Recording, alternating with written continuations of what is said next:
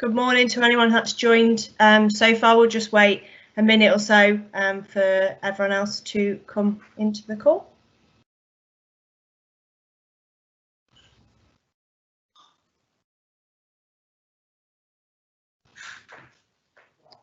Just checking my sound. Can you hear me okay, Abby? Yep. Brill.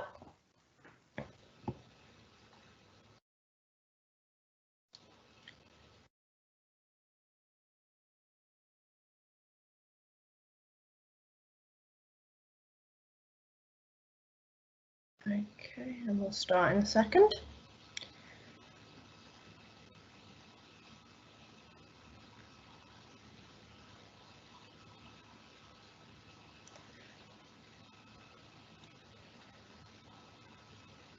Let's go for it because we've just got the introductions and the agenda to cover first off, and then obviously people can join as they're going through. So good morning everyone and welcome to the first session of our Digital Visual NXT, and today we will be talking about adopting technology and upskilling your workforce. I'm Abby Williams and I head up the business analyst team here at Visual, and I'm joined today by Jen. Jen, do you want to give an introduction? Hi everyone, thanks for joining us. I'm Jenn Culbert and I'm the Director of Education. Perfect. Okay, so today the agenda we're following is obviously we're going to discuss stuff around skills and the potential to do a skills assessment in your organisation. We're talking about planning to make sure obviously adoption is successful and make sure that everyone's skilled. And then we'll move into training and skills, which Jen will head up, and then some examples of where we've seen this work, how we've seen things work successfully and ways of doing it. Then we will talk about, we'll ask for questions and we will answer those, and also the next step. So to just look at what we can offer to help with. Okay, so why does it matter? So why does it matter whether people adopt the technology? Why does it matter if people are skilled in it? So the thing here is it's always adoption and training is always an element of a technical change in a project that gets removed or forgotten about. It's always one of those ones that's first to go off an order or a programme of work because it's deemed as not as important as the technical side. And that's obviously you've got to get the technical element right, but really you can go and spend all that money on a technology or invest in time in building an application. But if people aren't going to use it and people aren't going to change the way that they work, then really you're not going to get that return on investment. So you can build a really nice, so if we take an example, build a really nice application, no one downloads it or accesses it, then it's a waste of money, time and effort. The same can be said with the tools and technology that you input into your organisation. If people aren't going to adopt it and fully engage with it, then you're not going to get your return on investment. You're not going to see the benefits of the effort, time and money that you've put in. And now, obviously, everyone's started using stuff like Teams due to the current ways of working and people being pushed remote. And I think that's also thrown a misconception into saying that adoption is easy and it's been achieved during lockdown with employees. Whereas really, if you look into it deeper, people are just getting by. They're using what they've been shown by colleagues. They've maybe watched a video on getting started. But they're really not taking full advantage of what the tools and technology can offer them. So I think that's one of the things to really highlight around the fact that they might be using it, but are they using it in the best way and are they getting the most out of all the features available? And I think one of the other key things is making employees feel valued and invested in. Now, often skills stagnate in organisations. You talk to employees and they haven't been provided any training on some of the stuff that they're having to use. They're just getting by, asking colleagues for help, and that'll only get you so far. Really, we want to make sure that employees have the skills so that they can be more innovative and creative with the way that they're working. So if people are really engaged and have the skills and ability to use the tools, then they can then maybe see how the tools can further benefit them. So they might have ideas around process improvement or changing the way that they work because it can work a lot better. But if they are just getting by and trying to carry on their day job with the bare minimum skills, that you're never going to be able to unleash that innovative side of them. And obviously technology changes so often. If we look back at March to now at how many features and functions have gone into the Microsoft 365 stack, we've got to keep on top of that, and that it comes in with obviously communicating with people of the changes and how it impacts them, but also making sure that the skills are continuously refreshed and updated, because there might be new features that people do not know about. So you've got to raise that awareness because it might benefit them in what they do day to day. And it's like obviously someone trying to learn the basics of something. So let's take learning the guitar as an example. So in a 1 or 2 hour session, you're then expecting them to know everything about the basics of learning to play a guitar without any revisiting or refresh or reinforcement. You're just expecting them to go off and know how to play a whole song on a guitar, whereas really we need that reinforcement and refreshing continuously. There's been some adoption and change researchers that have said it takes an average of 7 times to tell or show someone how to do something before they really absorb it, take it in and actually use it. So that just shows you what sort of effort is behind the reinforcement tasks. Okay. So if we go on to the skills assessment now, one of the key things with understanding obviously where you want to get to, that's fine, but you've got to understand where you've started. So do you know the skill level currently in your organisation?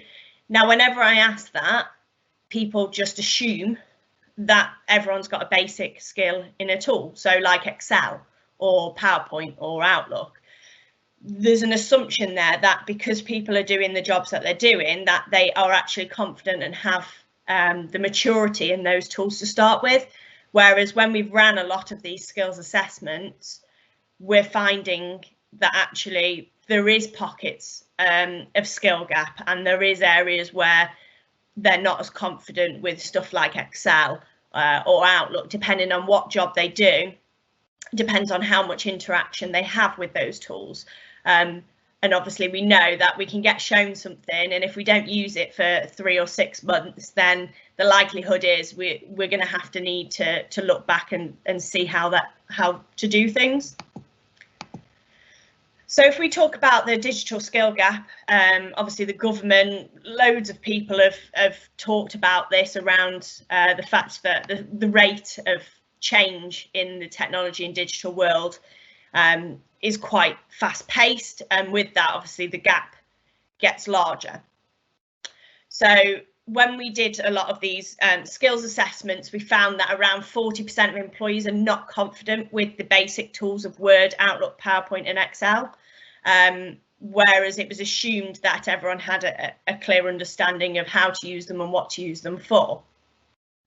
Another key thing that comes out of the assessments is the stagnating of skills. So if we look at changes previously in organisations, you tend to get a big bang of a launch activity and trainings provided, and you get a couple of weeks of buzz, and then that's it really, and then you're expected just to carry on and off you go.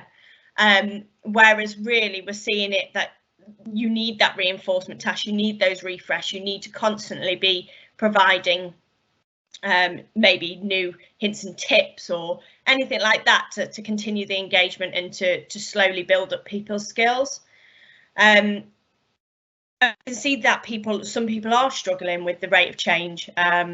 And if you're asking them to adopt a new technology like Microsoft Teams, and they don't have a base confidence or ability in some of the tools that they've currently got, how are we expecting them to fully adopt a new piece of technology if they don't have the core understanding? And as I said, with innovation comes a growing digital skill gap, and we're seeing that, and we've seen it for many years. I think we were talking about the digital skill gap back in 2016, 2017. And we're only going to see that increase as things move faster pace.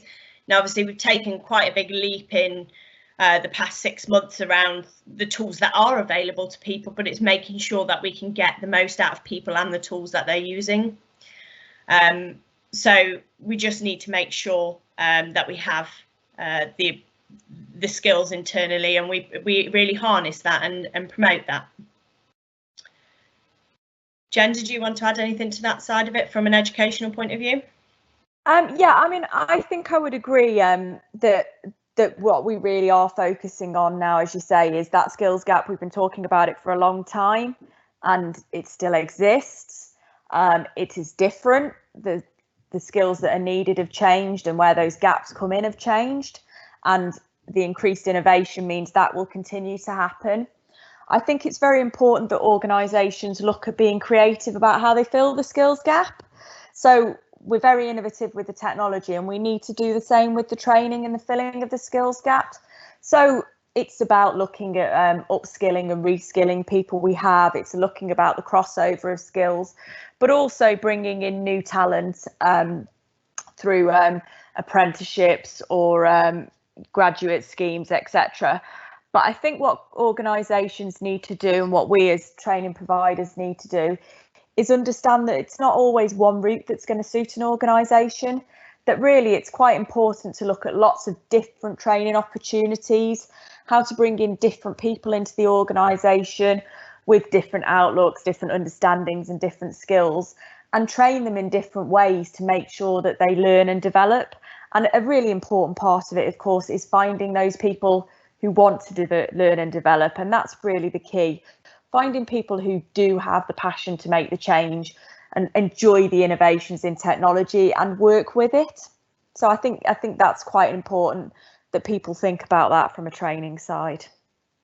Yeah, and I think one of the key things is that is the buy-in, isn't it, as well, because people might be willing to learn and develop, but if it's not communicated to them correctly, or it's not done in a positive manner, that can also have a negative effect on their desire to change as well, and desire to develop. So I think there's obviously the need to bridge this digital skills gap, but it's also being quite thoughtful with the people that you've got in the organisation. I think that's where a digital skill assessment really does help with that.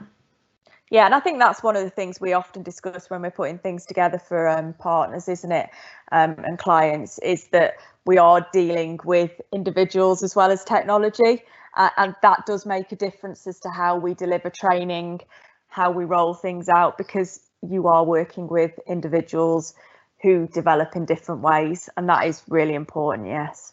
Yeah. Okay. So I just thought I'd touch on sort of what a standard digital skill assessment sort of encompasses.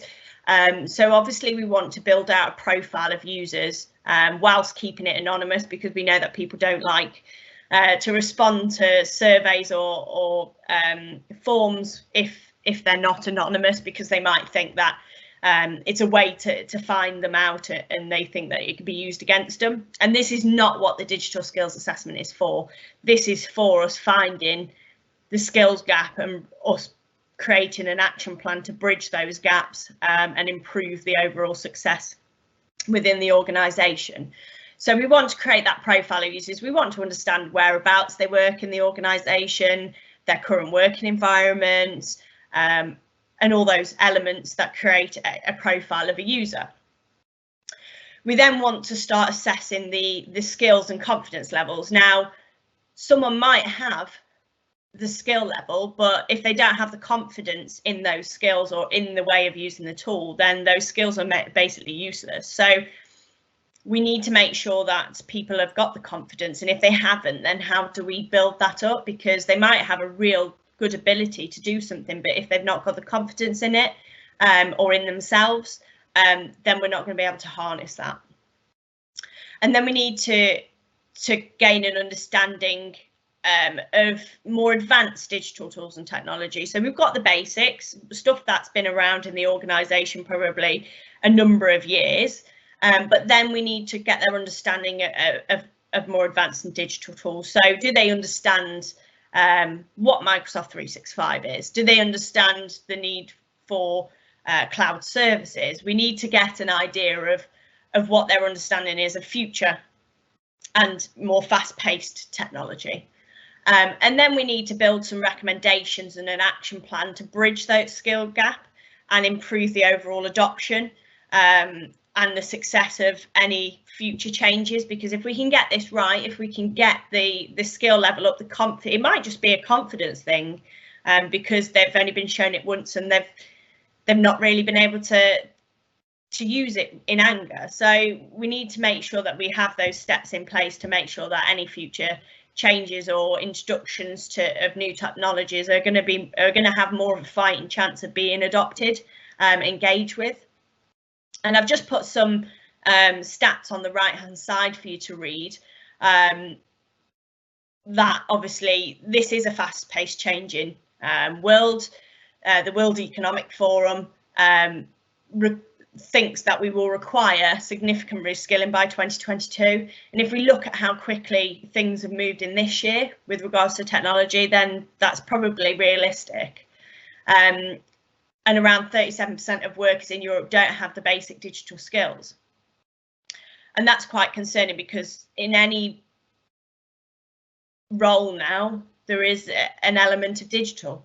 And there will be an element of digital required in the future as well for the services we provide to customers, and also internally to make us more productive, more efficient, and really have a seamless way of working internally.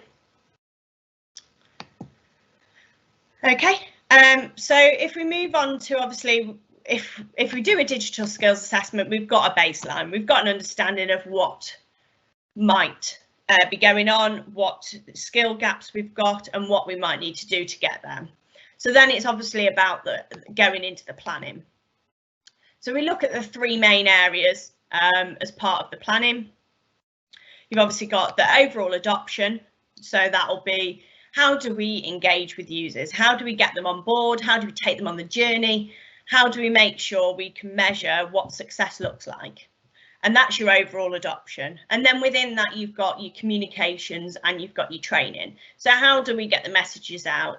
Can we think of more exciting ways than email to communicate messages to users? Because we all know if a company-wide email comes out, people don't tend to read it. The engagement levels with emails are pretty shocking.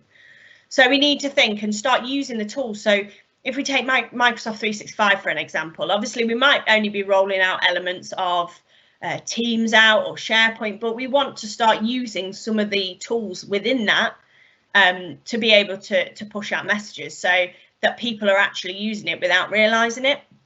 So that's where stuff like forms are really useful to gain feedback or to ask questions. So we might have a form in when a training session has been completed, so you can gather feedback and continuously evolve that plan. Might also use Yammer for more informal communication, so building that more community side of the organisation rather than it all being formal email communications.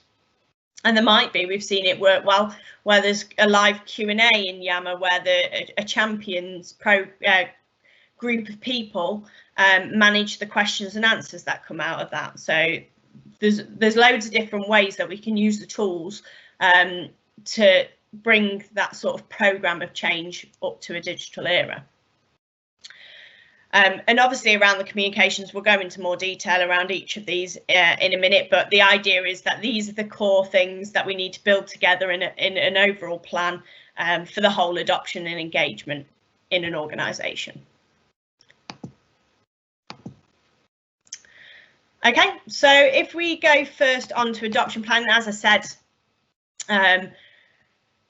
for a successful adoption, we know we need to know where we're going. We need to know what we want to achieve as an organisation. We need to have a vision and objectives so that we can translate that into clear and consistent communications to users. And I've seen it so many times where we just we decided to change is going in. But if we don't take a step back and say, okay, but what does this change mean? What will it mean to the users? What does it mean to the business? And where do we see this going? Without that, you're going to have inconsistent communications. You're not going to have a clear goal for everyone to work towards. People aren't going to know why they're doing the change. So we really need to have a strategy and vision in place for everyone to work towards that same goal. And users will always ask the question, why am I doing this, or what's in it for me? So we need to make sure we harness that and make sure we translate that into the communications. Why would they do it? And what do they get out of it? What is the benefit to them as an individual? So if we take a step back from that, we then need to make sure that we've done some analysis, some user profiling to understand exactly what their current pain points are. Do we know the way that people work? Do we know what blockers they're coming up to day to day? If we have those, we can then translate them into benefits for a change. If that change is going to save them half an hour of their day because they're having to go a long way round because they haven't got the tools in place at the minute, then we need to really share that message to them and get that to them, because then that will trigger them to have the desire to want to change. Once we've obviously got the vision, we need to gain support. So again, I've seen it so many times where a change is really well planned. We've got all the bits in place, but we don't have the senior sponsorship. We don't have the key stakeholders bought in, and that can be really negative. So users will always look to managers and senior leadership to see if they are positively promoting the change, or if they're actually harnessing that change and doing it themselves, because you'll always get the users turn around and say, well, if my boss isn't doing it, so I'm not doing it. Why should I do it if he's not doing it? It needs to be everyone's on the same page, moving in the same direction and in a positive manner. And it's amazing how much difference a senior sponsor of a change makes on the success of a project. Because if they are actively promoting it from your senior level, then it seems to have a bit more of an impact. And we know that users need to be taken on a journey and engaged throughout. Obviously, you'll have the early adopters, so they will be ones that are chomping at the bit to get hold of new technology, to have a play with it, maybe part of technical pilots before. They're really ones that you want to harness and give the opportunity for them to support the change. And then you've got champions, which some of the early adopters tend to turn into champions, and you want the champions spread across the organisation so that they can be a helping hand with pushing messages out, with supporting their colleagues with any questions, queries. How do I do this? Do you know if I can do this? Really answering those questions rather than people having to think, oh, I've got to raise a help desk call. They're really the first port of call to get that help without needing to go down any of the formal routes, and that breaks down a lot of barriers and breaks the negative feedback very quickly. If they can get an answer quicker, they have less time to moan about it. So we obviously, as part of that adoption, we get everyone on board, everyone's supporting it, and then we obviously train, coach and mentor users and take them on the journey. And make sure that they are supported along the way and they have all the tools and capabilities to move forwards. And then obviously we go into raise awareness, which is where the communications come in. And as I said, no one likes to just read a really long email. We need to get more creative with the way that we communicate with people. And we need to make sure the messages are clear. And we might have various channels. We need to obviously identify communication channels. So that might be through champions. So we've seen it work really well when we've created a community area for champions to talk amongst themselves, but also with the project team. So that then the project team's got a two-way communication with all the champions, and you can put messages out. You can provide knowledge articles, hints and tips for the champions then to go in and disperse them between their teams and their colleagues. We need to obviously build out a story. We need to take the users on a journey from the starting points of why are we doing it, what's in it for them, how can they do it, and then what does success look like. We might need to look at different ways of doing that message. There might be visuals, you might have actual live sessions, you might have vlogs we've seen work really well from senior leadership. But you need to start thinking about different ways of getting this communication message out, because it really starts to build the way that people are thinking and the culture change around digital. So if we did change programs the same as we always have done, you're not going to get that higher engagement. You're not going to change the way people look at things. We always stick by the ProSci methodology of ADKAR. So it works really well when you're building out communications to have these simple steps, because it keeps you to the subject that you need to combat. So awareness is obviously early engagement with users, making sure that they know what the changes are and what they can do. We've seen it so many times where it's done too late and people are on the back foot and they don't like it. So if you make someone aware of a change really early and really drip feed them the information, they're going to be less opposed to the change and they actually feel like they're involved. The desire, now I'd probably say desire is one of the hardest ones to nail, because you need to make sure your users want to change and want to buy in. And that's really about building that right message and getting the what's in it for me. You need to get that right to get the desire. And then the knowledge. So they need to know how they have to change, how they're going to work, what they need to do. And that'll be starting to maybe feed in some quick start guides or some more information about either what tool's going to be or what process is going to change. You start to build that knowledge, and then the ability is really pushing the skills, providing them various blended learning materials to make sure that we cover all bases, because we know that everyone learns in a different way. So we need to make sure that we are really building a good portfolio of functionality and resources that people have then the ability and the required skills to take on the change.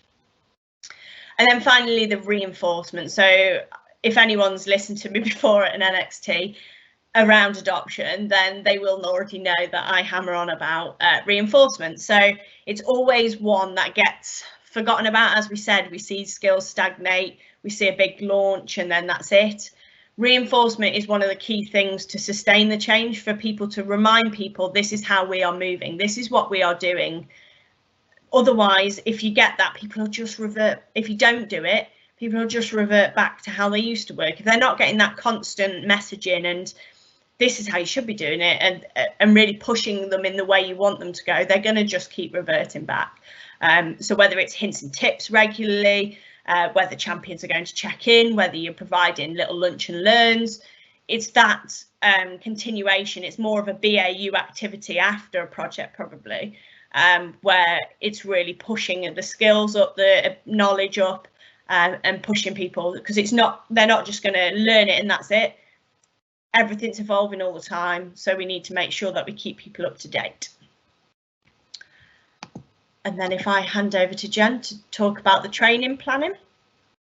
Yeah, so I mean, I think the really important thing with the training planning is making sure that it's in line with everything else we've planned. It's making sure that the timing, etc., is correct. So it's got to be related to all the engagement plans.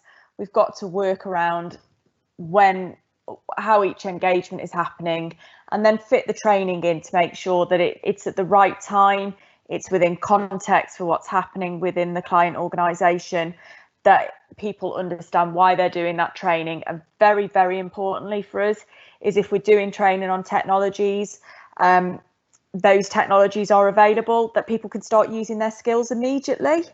Otherwise, it becomes very difficult for people to just attend a training course, to see what they can do with the technology. But if they can't immediately go away and work through that, understand that themselves, there's no real context for them there, and very soon the skills that they've picked up just disappear because they haven't had time to use them.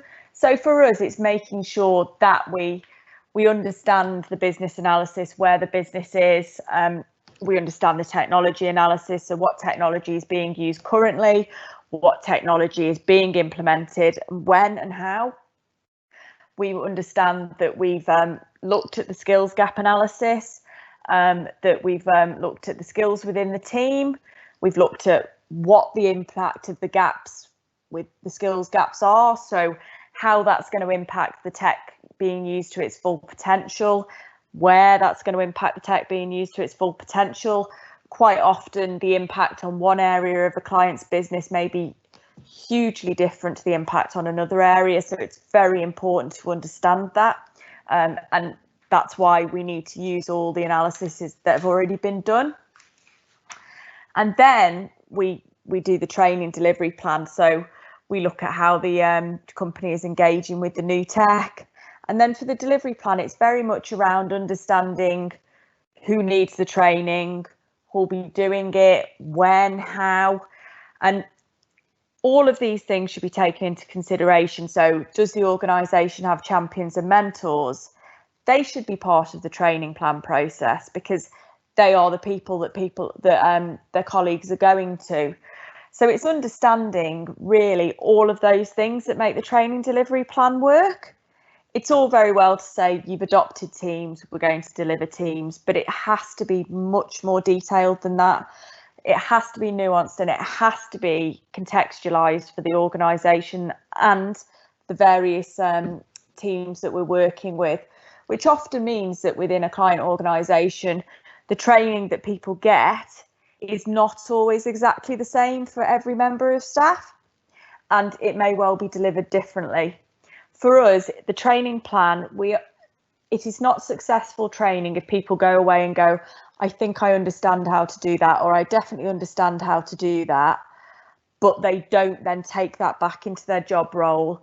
It doesn't increase efficiency, that it doesn't increase adoption, and that it doesn't show that value for money for both the individual and the organisation. And that's really the key for us. We don't just be wanting to go out there doing knowledge transfer. It has to be knowledge transfer that really works for the client's needs.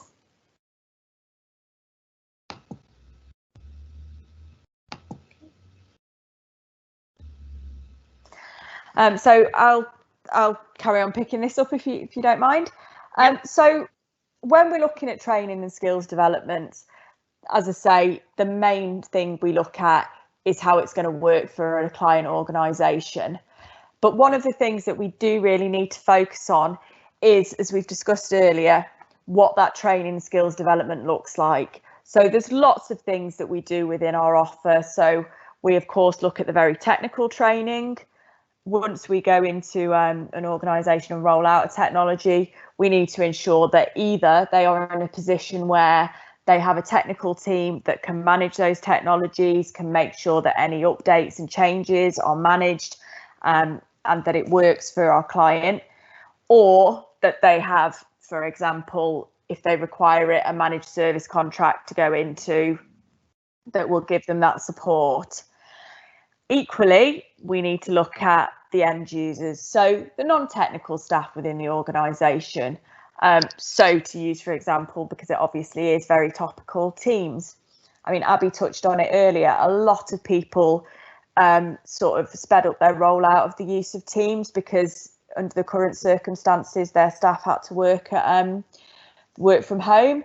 And we've done an awful lot of training for end users, so not the technical teams, not the people administering the teams, just every other member of staff who's using it daily, just to make sure that they are getting the full usage out of it, that they are being able to use it as a collaborative tool, that it is helping with their efficiency, it is helping with their communication and sharing across the business. And that's really important because we have lots of technologies, and I think we know that there's organisations who would say, yes, we're using Teams and they're just using it for calls. when actually there's so much functionality that they have, that that they've got access to, that that they're incurring a cost for, that they aren't using. So it's really important not to think, as long as the technical teams are okay, the end users, we won't worry about them, they'll pick it up. And to do that, we very much, while there are off-the-shelves options, we very much go down the bespoke training route. People's environments are different. Their focuses are on using different elements of the technology. Some people, for various organisations, for various reasons, don't use particular parts of the technology. So we very much make sure the training is aimed at them. It's what they want their environment to look like. It's how they want their staff to use it. And the bespoke training is really important because it is linked back to all the things we've discussed earlier, but it is very much back to the understanding that this is not just saying to somebody, this is how Teams works, for example. This is how Teams works for an organisation, for your organisation. This is how it works for you as an individual. And here are the benefits for you. And that's really back into getting that buy-in. And once we can get that buy-in in the first instance, then as new features are rolled out, it makes it much easier for us to work with champions to ensure that the whole organisation are working with those new features, are adopting them, are enjoying the use of the technology. I mean, I think that's something that's really important, is that the training that we give allows people to enjoy and benefit from the technology. We also obviously look at the much more structured training side of it. So certification pathways, for example. I've just put a little example of sort of the Microsoft Azure certifications that people can do. So supporting organisations to understand which of those certifications are relevant for their staff members, which members of their teams, particularly their technical teams, should be holding these certifications, and how they can go through those pathways, and giving them the training to do that. Again, these are certifications that if you have individuals who want to do that sort of training, being able to do this is very, people enjoy it, they like it, and it gives them a great sense of achievement. And every time we have a learner who leaves a group having had a great sense of achievement, we tend to get the feedback that they are developing well within their organisation. They take that enthusiasm back, and it really helps across the board within the organisation. And we also obviously have the apprenticeship route.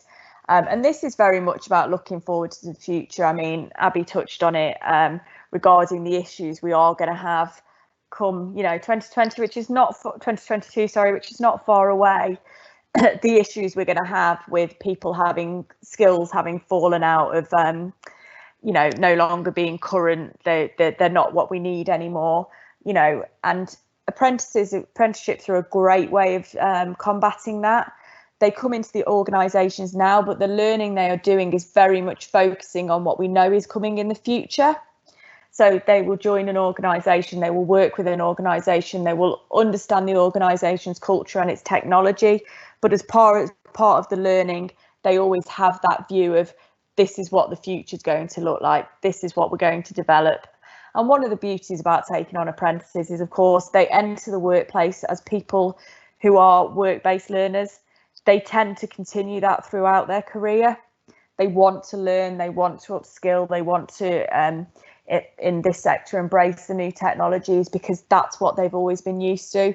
They've always been used to being in a workplace and studying and upskilling at the same time. And that's their habits, it's natural, they continue. And we also find within a lot of organisations, when you have a number of apprentices that is their culture for how they work and learn, that spreads through the organisation, which again helps us very much with reinforcing to people why they're doing training and what the benefits of it are.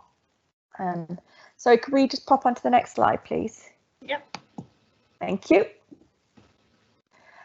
So another thing that we often discuss with clients is lots of people don't think they like to learn, or they like to learn in very specific ways.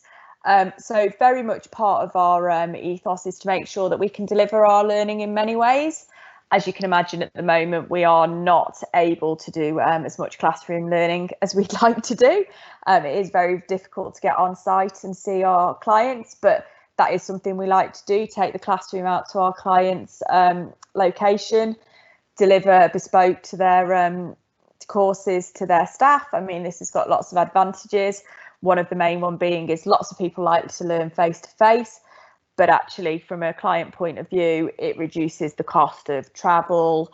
It reduces the amount of time that the individuals are out of the office. So that can be very beneficial. Alongside that, we do the access from anywhere, which is delivering classroom teaching through Teams. So it's through the Teams features that are set up for teaching, which means that our clients can join. Again, it means they don't have to leave the office. They can join from the office. It saves time. It's much more efficient, but they get that same interaction that they would get in the classroom. They get the opportunity to speak with and interact with both their tutor and their colleagues or other individuals on that course. And we found this has worked really well, and we've done all our delivery through the COVID period has been done in that way, and we've had really positive feedback. I mean, I popped a bit on the side, but for a lot of people, that's a really efficient way to work. We've also got clients who are multi-site, and they're looking to get the same training for their staff who are based all over the country. So this is a really good way, cost-effective way of making sure that they all have access to the same training, but you're not moving people all over the place. We also have online learning options, so where people can go and they can go and spend some time actually working at their own pace online, and lots of people like to do it that way, structured in such a way that they can see a pathway to follow, but actually they can do it in their own time as individuals, and bring themselves through in that way. And then obviously there's the blended learning, so doing the either classroom or access from anywhere, tutor-led, but supported with some online content that people can take away and do with it at their own speed. And again, that works well for a lot of people. That supports work-life balance. It also means that people don't, again, have to be out the office as much. So that really helps with that sort of training side of things. And then I've just popped in there the champions training, because I think we it's really important to keep going back to the fact that having those people who lead within an organisation on adoption, on training, and then do that reinforcement side of things is really important. And we can't it is something that sometimes when we suggest it in the first instance to clients, they're not sure that they necessarily want to pull people out and say yes, they're going to champion this, but actually when they do, it's always a really positive feedback that having those individuals has really helped. Sorry, can we go on again? So just to touch on a bit further the apprenticeship side, we are a prime provider for apprenticeship. So we deliver a complete range of IT and digital apprenticeship programs. They're delivered completely within our organisation using our own assessors and Microsoft certified trainers. Again, we can actually deliver all of that at the moment, can be delivered remotely, so organisations are able to bring in that new talent. And really, this is a really good way if you haven't got certain skills and you don't have the individuals who you can go and do some short training courses to get them up to those skills. You can either bring in someone new through the apprenticeship route and train them, upskill them like that, or you can use the apprenticeship route to move somebody from a job role that might be becoming obsolete into another role where we can do the training through the apprenticeship. And that we found that's worked really well for a lot of people, where they have individuals whose skills are not what's required anymore, but actually the individuals are the sort of people that an organisation wants to keep, that they fit their culture, that they're really good employees and they want to keep them. And this is a really good way of reskilling and allowing them to progress with their career and continue to support the organisation. Okay, thank you. So I'm just conscious that we're a bit running out of time, so we want to get some Q&A. So I've just put in here some of the bespoke training we've done for clients to support adoption over the last couple of months. And I think really what I just wanted to demonstrate here is you can see that where we've got some situations where we've done, 12 delegates, and it's been a very small focus team with a very, very specific outcome, which was effectively to make sure that their technical team were confident with their rollout of Teams and 365. But equally, we've done training courses for people which cover both the technical and their end users. And, it's a few hundred members of staff. And again, as an organisation, because all the training plans we build are built around the business, the technology, and how they're looking to adopt it, we can deliver very, very different things to different organisations, but to meet their needs. And we can deliver it in different ways. We can deliver the, your traditional full day or half day training courses. Or one thing that we found has worked really well, again, particularly during this period, is buzz sessions. So shorter, sort of 90-minute sort of courses, where there's a number of courses and that people dip into the ones that they need the support with, which again means people aren't out at a course all day where parts of it they already knew. So that helps with the efficiency for an organisation. But it means people can just come in and get that chunk of learning that they need as an individual, that either they or we've identified through the skills gap. And it's really, really focused and tends to send them away quite enthused. Can we move on to the next one? Yep. And again, this is just some feedback from the learners. And I think what I really wanted to highlight here is that for us, the feedback that that is positive for us is that our learners are coming back, are feeling it's gone well, that they feel that they're engaged, that they feel that they're getting support they need, that the sessions are delivered in a way that works for them. So, for example, that they do a short session, they go away and do some work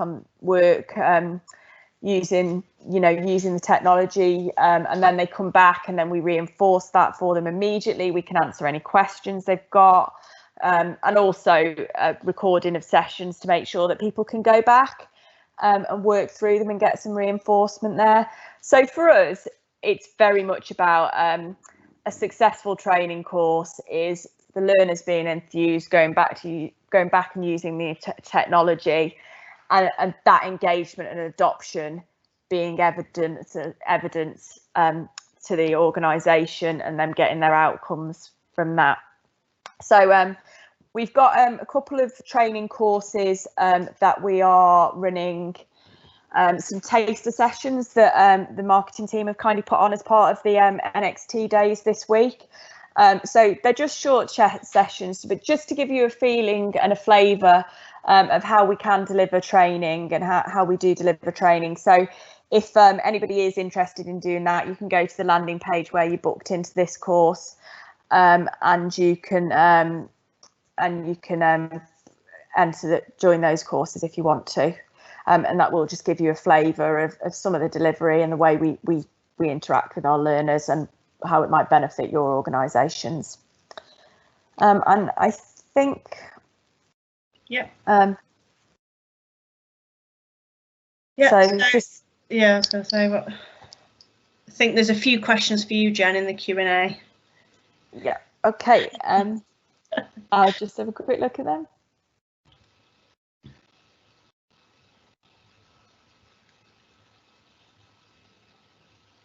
So if you have got any questions, just pop them into the window. We've got a couple already, but yeah. So I've got what approach would Visual take to identifying a training and skills development strategy? in a use case scenario where an organisation is currently overhauling its business strategy and business operational models, where new staff roles and responsibilities are not well understood nor well defined. So what we would do is we would sit down with an organisation and we would complete a full training needs analysis. So what we would do is we would have a conversation. We would do a full analysis of the business, the sector, the markets, what you're looking at, an analysis of where you are in your current situation. We would look at your business strategy with you, how your operational models are going to run. And then we would be looking at then what your staffing models are going to look like, not necessarily what the job roles are, but effectively what you want it to look like in the future, what skills you want there. And what we would do is sit down with you and we would spend some time going through actually helping you define those job roles, looking at where you are most likely to get the best skills already on the employee market, then where your skills gaps are, look at the training models that we could use to fill those. And really for that sort of model, you'd really be looking at some bespoke training courses for the staff you already have, but also looking at bringing in the apprenticeship model. But for us, it is really about that skills needs analysis. It's about sitting down, looking at where we are now, where we want to be, and working through that gap with you. And what we do with an organisation is we do that analysis, then we build out a model of training, send that back as a proposal, and then really sit down and get into that nitty gritty and write those various courses for you. And in some cases, these plans might run, they might be a 12-month plan, and that's absolutely fine. That's not a problem. We can deliver that over a long period of time. So that's certainly something, if people want to get in touch with us and sit down and we can sort of start off that process, that's absolutely fine. So is the online learning linked to internationally recognised certification pathways? Yeah, so the majority of our technical qualifications, if they're not bespoke to the business, those that we do, and even those that we do bespoke, they are all aligned to the Microsoft certification exams. So in whichever job roles, in whichever certification pathway. But yeah, so they are aligned. Everything we deliver is aligned to either a whole or a part of a Microsoft qualification. For us, it's very important that people can see that there is that opportunity for them to go down that road. Our apprenticeship model